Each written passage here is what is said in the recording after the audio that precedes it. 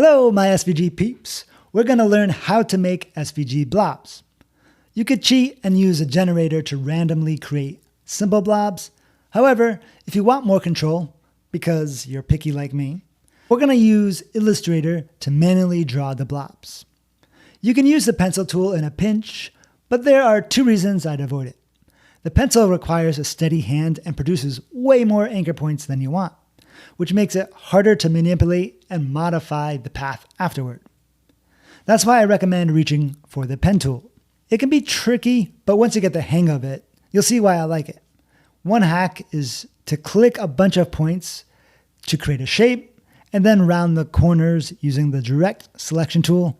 You just drag these live corner widgets. You can round all the corners consistently or select one or more corners at a time. Again, I'm picky, so I prefer using the anchor point tool to manually angle these curve handles.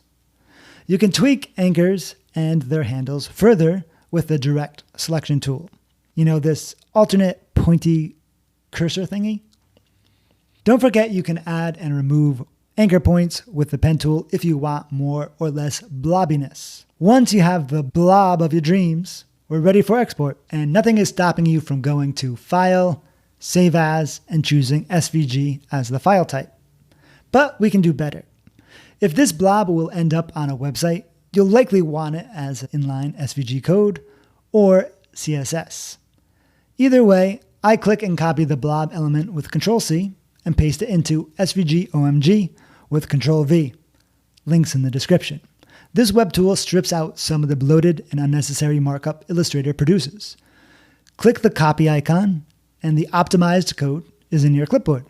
If you want to have the blob as a CSS background, use this SVG to CSS Converter, and it just spits out a class made up of this blob. Link is in the description. You're ready to paste the code right into your code editor. If you have any questions or your own blob making tips, let us know in the comments. And lastly, if you'd like to join me and explore all the crazy things you can do with SVG, make sure you visit svgbackgrounds.com/intro. Catch you next time.